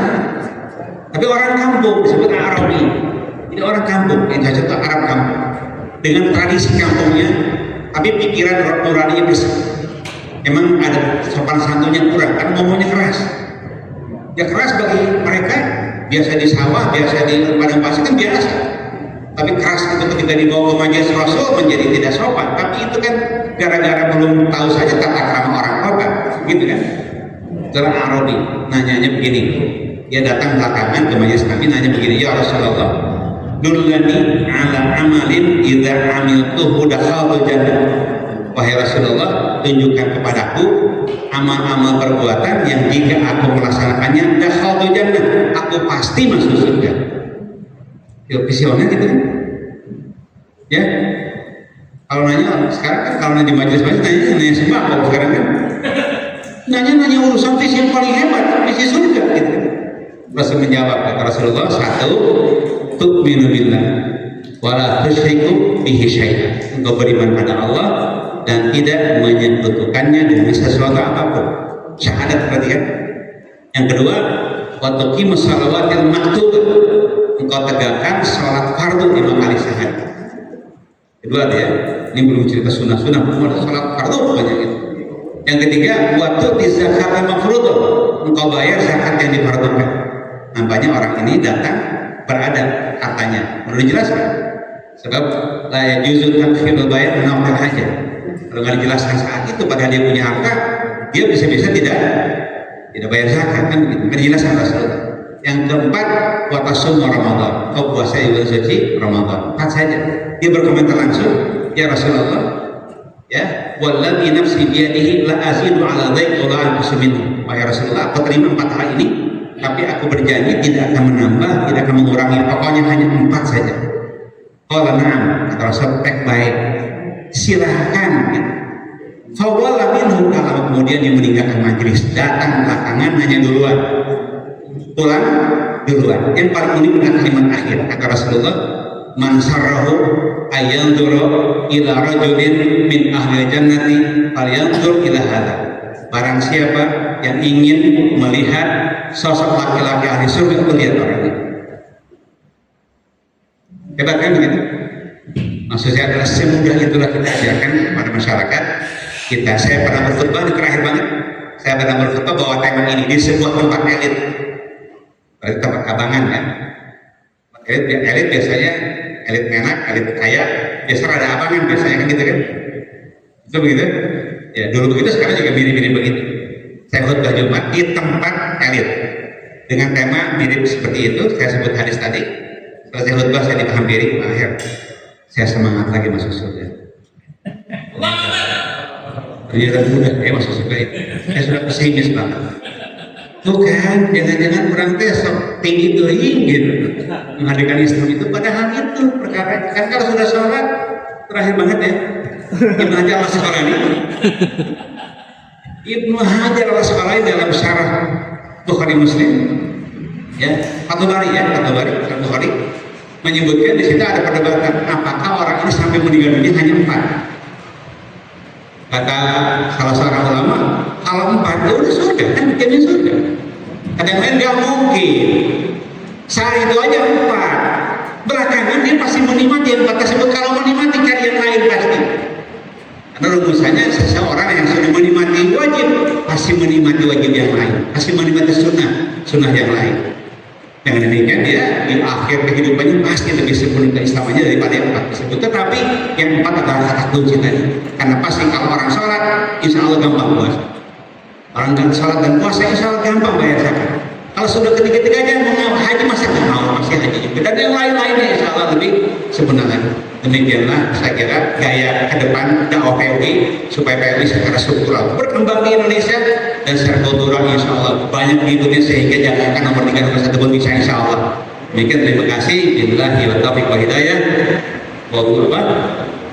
In uridu al-islam astagfirullah wa idza aslamtu fataqallah. Assalamualaikum warahmatullahi wabarakatuh. Waalaikumsalam warahmatullahi wabarakatuh. Jazakallahu khair kepada karyawan yang telah menyiapkan kerangka paradigma besarnya, dan selanjutnya kita akan dengarkan sosok yang akan menyiapkan software canggihnya. Insyaallah beliau akan membuka mata kita bahwa PUI akan bisa jadi ormas paling futuristik. Beliau akan membawa kita menyelami bagaimana fikih Islam menjawab tantangan artificial intelligence, kripto, fintech, ya. Dan beliau akan membuktikan bahwa PUI insya Allah siap memimpin masyarakat urban, milenial dengan fatwa, dengan solusi hukum yang adaptif. Dan ini tulisan-tulisan terakhir beliau yang sangat serius dalam masalah ini. Meskipun usia beliau adalah usia senior, tapi pemikirannya pemikiran milenial. Dan kita sambut pakar fikih kontemporer PUI kita, Profesor Dr. Haji Ahmad Khalid MAG, guru besar dalam bidang ilmu sosiologi hukum Islam dari IAIN Cirebon. Kepada beliau, waktu di tempat dipersilakan. Ada waktu sekitar 15 menit, supaya banyak waktu kita jawabnya. Tanya jawabnya. Tadi geser. Ada bonusnya. Baik, terima kasih. Assalamualaikum warahmatullahi wabarakatuh.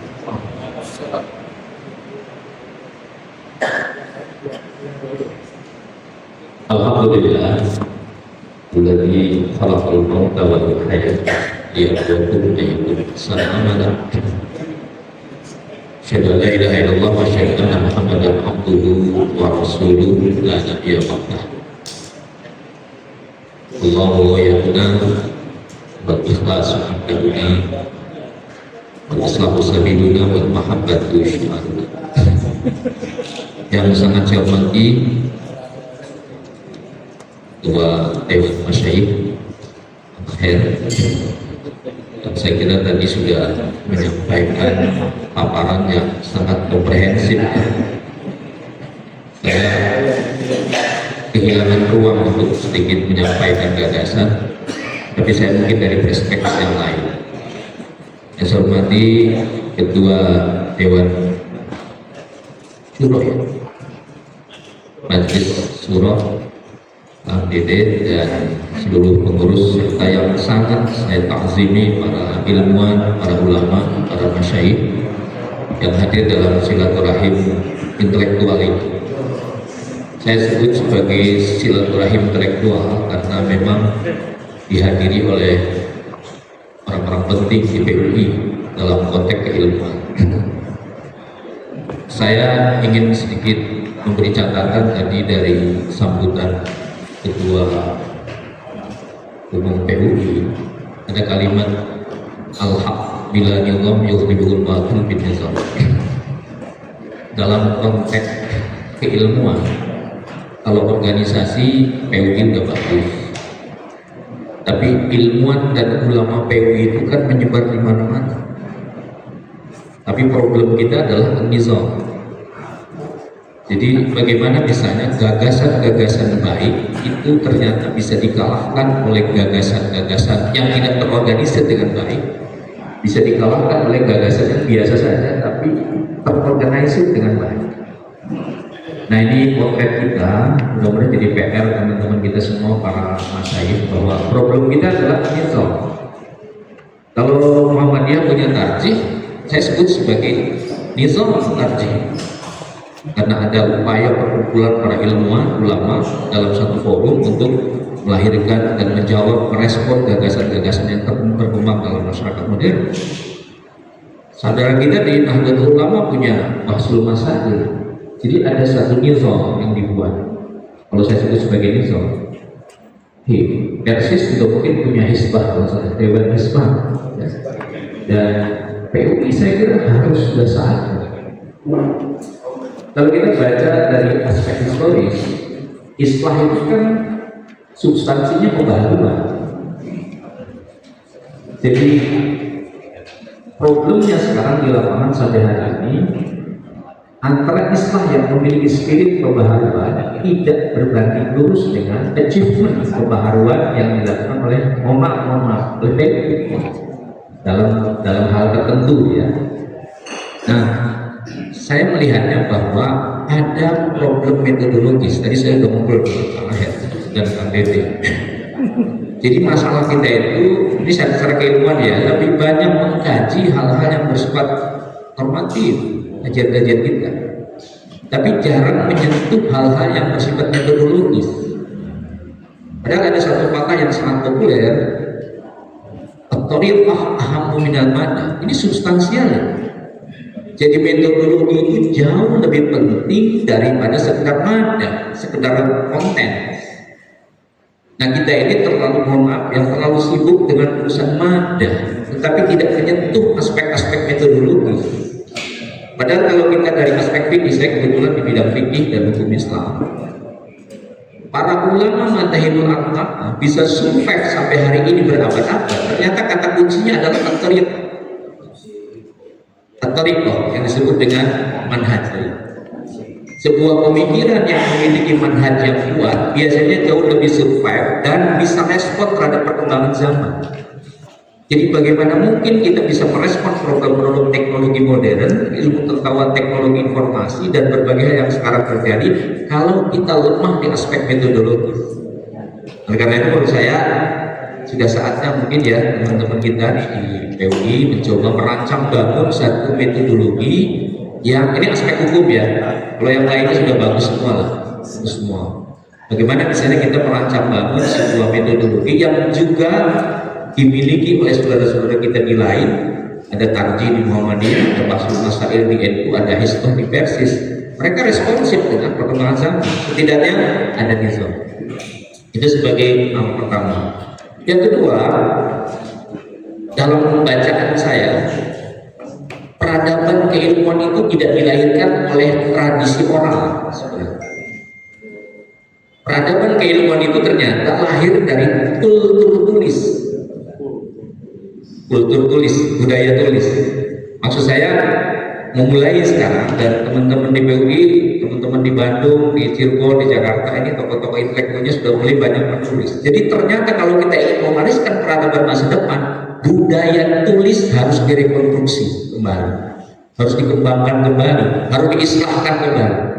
Karena peradaban di muka bumi ini terutama Islam lahir dari peradaban tulis, bukan peradaban oral. Oral penting ya, tetapi peradaban tulis juga jauh lebih penting. Ini catatan awal saya tentang apa yang harus kita lakukan. Nah, mungkinkah PUI secara metodologis punya konsep untuk menjawab problem-problem kontemporer? Sangat mungkin. Ada beberapa teori yang saya tawarkan, misalnya dari aspek sosiologi hukum. Kita mengenal ada teori yang ditulis oleh Carlson misalnya, The History of Islamic Law, dan beberapa buku hukumnya mengatakan bahwa law is reflection of social culture, bahwa hukum itu merupakan refleksi dari sosial budaya. Ketika setting sosialnya berbeda, ketika budayanya berbeda, ketika kulturnya berbeda, maka produk pemikiran hukumnya pun berbeda. Itulah sebabnya kenapa NU, Muhammadiyah, Persis dalam hal tertentu berbeda, karena tadi law is reflection of social culture. Hukum itu refleksi dari sosial budaya, dan PUI punya budaya sendiri, punya kultur sendiri, dan punya metodologi sendiri.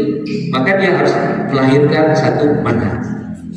Ini teori, landasan teori yang bisa dijadikan bahwa PUI bisa sebenarnya merancang bangun sebuah metodologi. Kemudian yang kedua, ada kaidah yang sangat populer. Kalau Kang Aher sudah outside of your head, di luar kepala. Ada taghyirul akam bi taghyir azmina wal amkina wal ahwa. Ini dalam konteks pembaruan hukum Islam, ini menjadi rujukan penting. Bahwa hukum itu selalu berubah sesuai dengan perubahan situasi, kondisi, waktu, zaman, dan berbagai hal yang melatar belakangnya. Dan kita lihat misalnya bahwa sekalian, Madahibul Arba'ah itu berbeda-beda cara berpikir. Perbedaan pemikiran fikih, saya ingin kembali ke situ. Lalu nanti PUI kira-kira mau pakai Hanafi, mau pakai Syafi'i, pakai Maliki dan seterusnya. Mari kita analogikan. Hanafi itu lahir tahun 90 Hijrah di kawasan sebuah kota metropolis di zaman itu. Budayanya sudah maju, akulturasi budayanya sudah kuat. Kemudian yang menjadi problem, masyarakatnya kritis waktu di Kufah. Dan yang paling penting, tidak ada hadis di sana. Tahun 90 Hijrah itu tidak ada hadis secara tertulis, karena hadis baru dikodifikasikan pada abad kedua. Jadi di Irak pada waktu itu Kufah belum ada hadis. Nah, setting sosial yang memaksa Hanafi mengambil pikiran rasionalis, kenapa? Hadis tidak ada, kemudian dia sangat cerdas, problem sudah sangat kompleks dan sebagainya, maka fikih-fikihnya sangat dipengaruhi oleh penggunaan rawi. Maka beliau kan dikenal sebagai ahlul rawi. Kenapa ahlul rawi? Setting sosial. Kenapa nanti PUI melahirkan satu manhaj? Karena setting sosial PUI. Begitu juga Muhammadiyah dan seterusnya. Nah, yang kedua, ada yang dikenal dengan Imam Malik. Imam Malik itu setting sosialnya hidup di kawasan Hijaz. Makkah dan Madinah. Kita tahu secara budaya masyarakat Madinah itu kalau bahasa Indonesianya sih masyarakat bersahaja. Tidak banyak persoalan yang kompleks di Madinah. Kemudian apalagi hadis juga banyak di sana. Literatur tentang hadis tersimpan dengan baik di hafalan para sahabat. Artinya apa? Problem belum banyak, kemudian hadis banyak, maka Imam Malik mengeluarkan fatwanya berdasarkan hadis. Maka lahirlah kitab Al-Muwatta, Fiqhul Hadis. Kenapa? Setting sosial. Seandainya Imam Malik tinggalnya tidak di Madinah, tidak akan melahirkan Muwatta. Tapi karena lahir di Madinah yang setting sosialnya melahirkan banyak hadis, maka pikiran-pikiran dikenal sebagai ahlul hadis. Ada satu kitab namanya Ahkamul Islam Bainal Mutaqaddimin wal Mujaddidin. Itu dikarang oleh Syekh Faruq Abu Zaid. Dia mengatakan bahwa kalau saya terjemahkan dalam konteks istilah modern, kalau Hanafi itu rasionalis, terjemahan dari Ahlul Baqi dalam fikih, beda dengan kalam ya di dalam konteks fikih. Kalau Imam Malik itu tradisionalis, terjemahan dari Ahlul Hadis. Kenapa? Setting sosial. Saya nanti ingin mengarahkan kemana PUI posisinya kalau kita merujuk pada Aimatul Madzhabul Arba. Ada yang ketiga yang paling menarik adalah Asy-Syafi'i. Ini generasi ketiga. Syafi'i ini dicatat ada seorang profesor dari Pakistan, Ahmad Hasan. Jadi seorang peneliti senior. Dia mengatakan bahwa ada 3 tokoh besar yang memberikan kontribusi bagi peradaban keilmuan dari aspek metodologi. Yang pertama siapa? Yang pertama adalah Aristoteles. Aristoteles lah yang memberikan inspiring bagi peradaban keilmuan di muka bumi. Makanya di mana-mana kita bisa ketemu dengan Aristoteles. Cucunya Socrates. Kan dalam filsafat Athena Yunani kan Socrates tertua, lalu anaknya Plato yang ketiga adalah Aristoteles. Dan Aristoteles itu menawarkan konsep tentang logika yang dalam tradisi keilmuan Islam disebut dengan ilmu mantik. Jadi Rocky Gerung itu hanya bisa dikalahkan dengan ilmu mantik. Kalau mantiknya kuat, diskusi dengan Rocky Gerung berani, ya. Karena mereka menggunakan itu, dan Islam, khazanah keislaman sudah punya teori itu.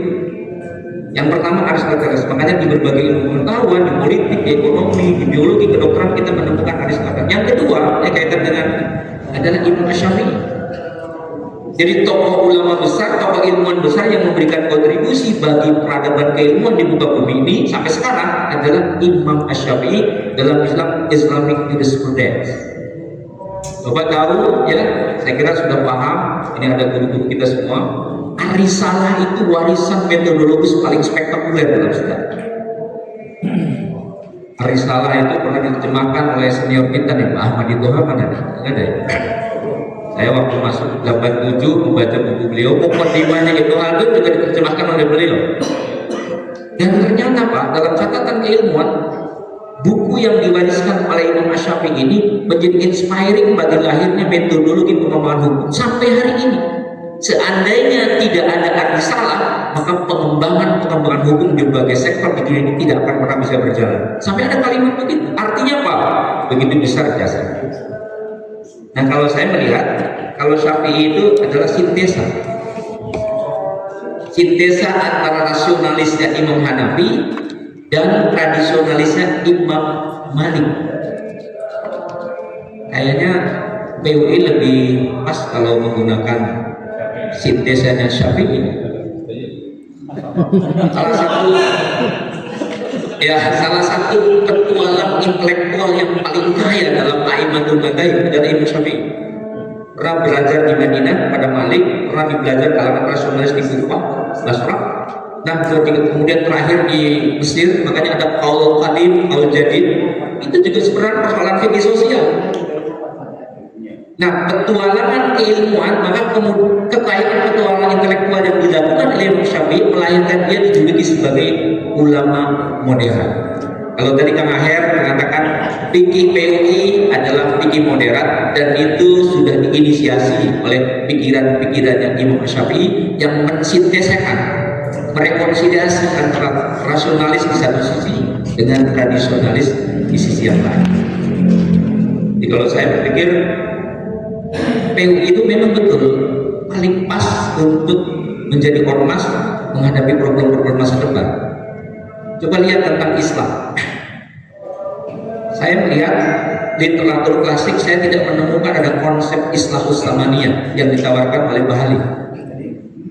Saya lebih cenderung beliau ini mencoba melakukan kompilasi dari 6 istilah itu. Dari mana? Nanti ketemunya di Muhammad Abduh. Saya membimbing tulisannya Pak Dr. Amin ya, tentang PUI. Ternyata ada pertemuan keilmuan antara Abduh dengan Bahali. Betul ya, Amin ya? Ada pertemuan intelektual antara Muhammad Abduh dan Bahali. Muhammad Abduh itu mengkompilasi pikiran-pikiran Islam. Dan itu yang kemudian menurut saya, ini analisis saya secara keilmuan, Bahali menawarkan konsep tentang Islahus Zamaniyah. Dari mana? Ternyata di kitab-kitab kuning itu nggak ada Pak yang spesifik ditawarkan itu. Hanya mereka terpisah. Misalnya gini, kalau pendidikan ya Imam Al-Zarnuji dalam Ta'limun Ta'lim Islahul Ad-Darbiyah. Kalau bidang akidah Ihya Ulumuddin Al-Ghazali Islahul Aqidah. Kalau sosial ada Ibnu Khaldun Islahul apa itu? Istimah ya. Pembaharuan sosial. Dan kemudian ada Islam Iqtisadiyah, itu ternyata ada Abu Ubaid dan Abu Yusuf dalam kitab Al-Haraj. Satu lagi yang paling menarik, Islahul Akhlaq, itu ternyata ada Ibnu Masdawi dengan Tahdhibul Akhlaq.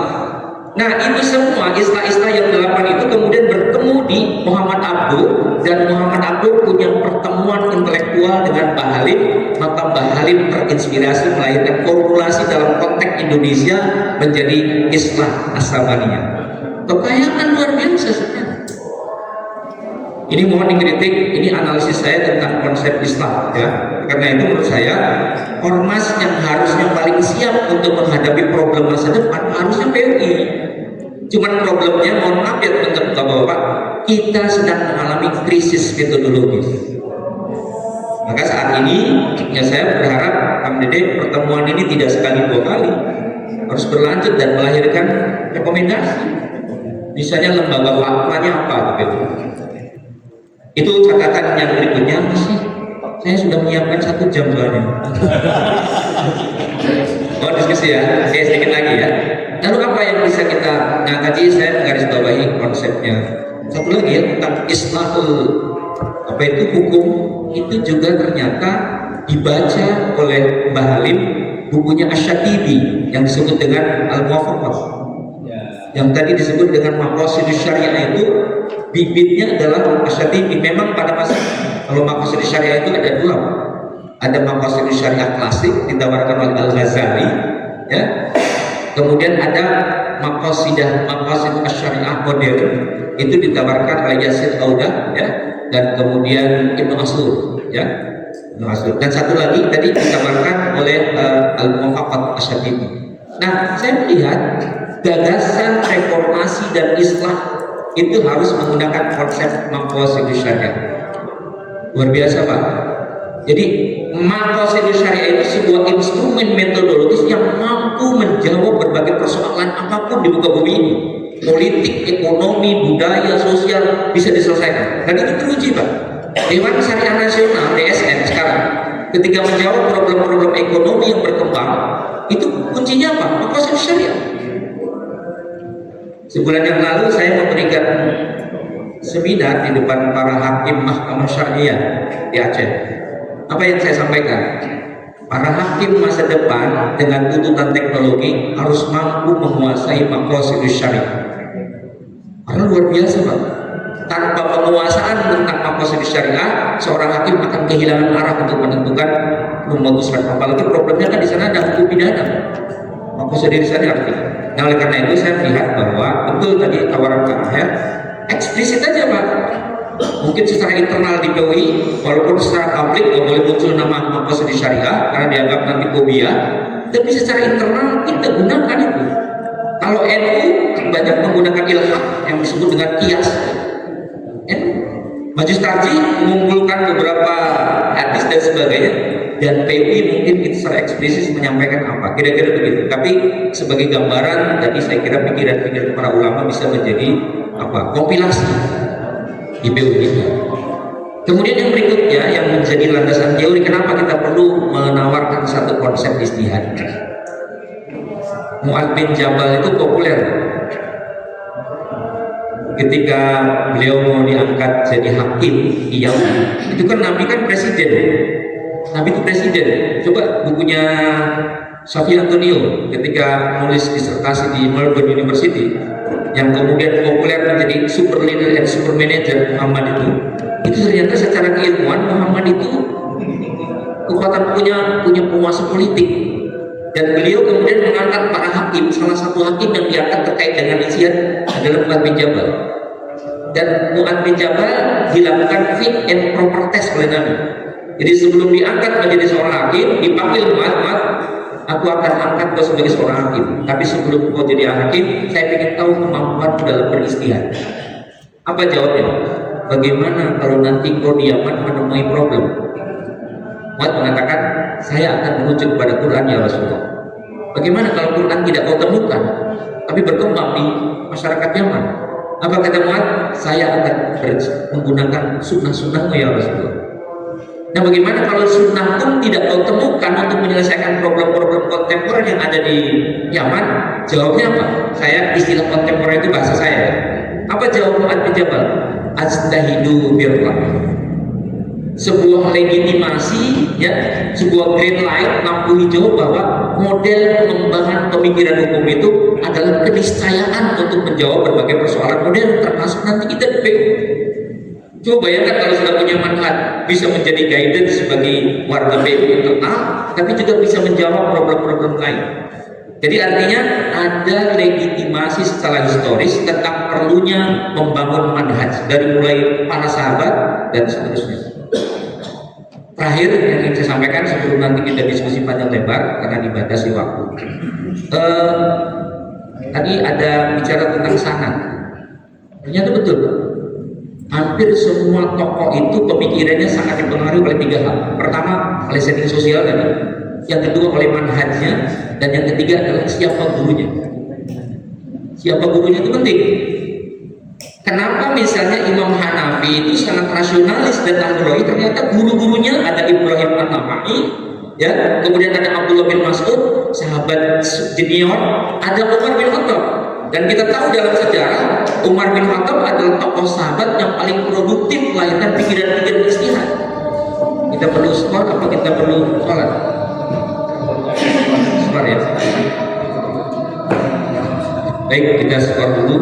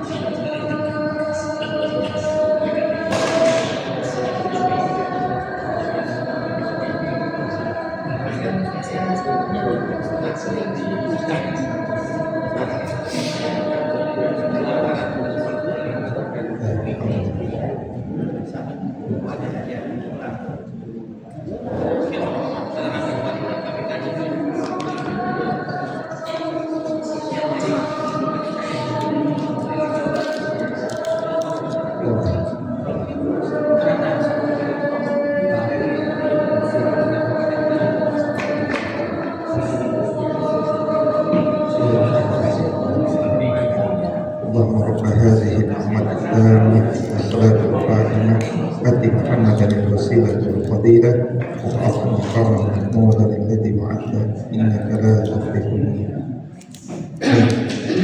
sedikit ya, saya ingin menyatakan tadi nanti PUI juga ternyata pikiran-pikirannya itu banyak dipengaruhi oleh siapa yang di atasnya. Ya tadi Imam Hanafi, Malik juga sama. Kenapa sangat tradisionalis? Guru-gurunya di atas ada Az-Zuhri, ya, ada sampai kemudian Maula Ibn Umar, kemudian ada Ibnu Abbas, semuanya adalah ahli hadis. Jadi kenapa Malik sangat ahli hadis di samping faktor setting sosial, gurunya Pak. Kemudian Imam Syafi'i kenapa sangat modern? Karena guru-gurunya menggabungkan antara tradisionalis dan Hambali. Itu dikenal dalam kitab Al-Ahkam Islam Bainal Mutaqaddimin wal Mujaddidin yang mengatakan, kalau saya terjemahkan, fikihnya fikih fundamentalis. Tapi fundamentalis bukan dalam pengertian yang meledakan bom-bom itu, bukan. Fundamentalis dalam pemikiran fikih, dia hanya mengambil hadis-hadis yang sahih. Dan itu nanti lahir ada Ibnu Taimiyah, ada beberapa tokoh di belakangnya. Dan ternyata itu, kenapa Ibnu Taimiyah dikenal sebagai pembaharu, mendobrak pintu izin, siapa di atasnya? Kenapa Hanafi sangat ahlul rayu, siapa di atasnya? Sampai ke Umar bin Khattab. Umar bin Khattab itu paling produktif, Pak. Ada kitab Mawsu'ah fi Fiqhil Umar bin Khattab, dikarang oleh Qomas Al-Haji, kalau tidak salah, ya. Bukunya agak liberal itu, dilarang di Mesir, Pak.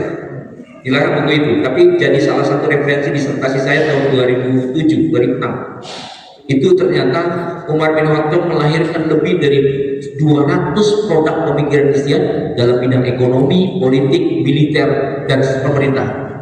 Luar biasa, Pak. Walaupun mohon maaf, metodologi Islam pada masa Umar belum ada, tapi embrio pemikiran maqasid syariah, embrio maslahat sudah lahir pada masa Umar bin Khattab. Artinya apa?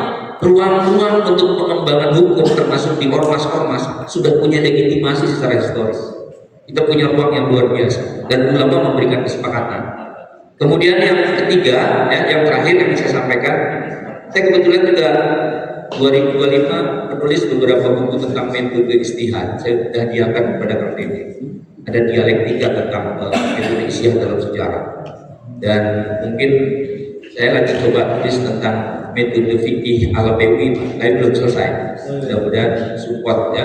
Tapi pendekatannya akademik, bukan pendekatan politik, Pak. Ini kan saya kadang-kadang ke Pak Dede saya bilang harus bertobat, ya. Ini di PUI ini tidak ada ahlus sufah yang konsentrasi fokus, udah jangan ngurusin politik gitu. Enggak, tadinya Pak Dede sama Pak Aher gitu kan, tokoh-tokoh besar. Tapi oke, nggak apa-apa lah, kan punya apologis. Kalau dakwah nggak pakai politik nggak berkembang. Iya, memang dalam sejarah begitu, ya. Al-Azhar bisa berkembang itu karena politik, ya.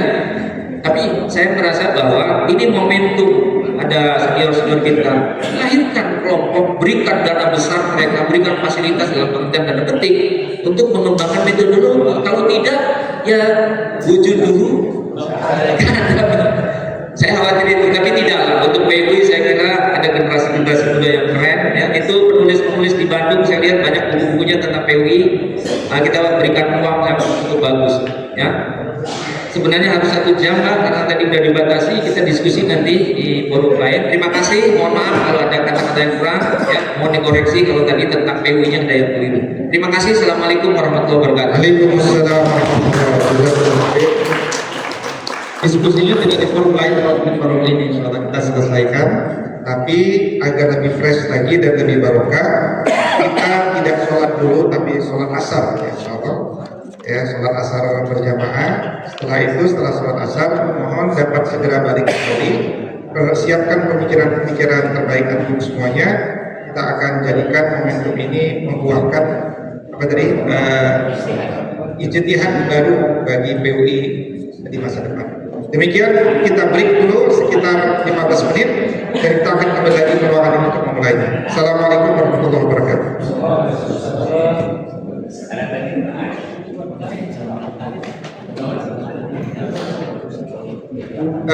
Atau ini sudah dijawab semua wajahnya?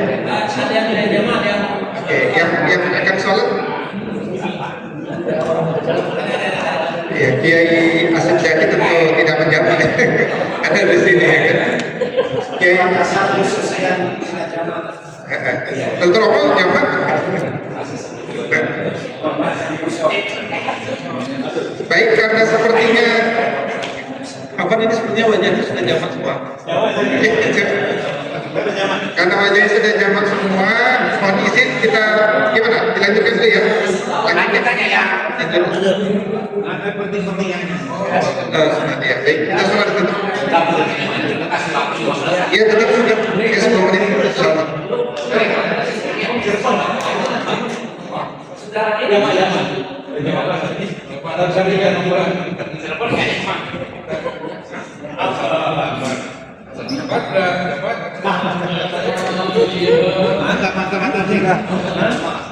Mantap.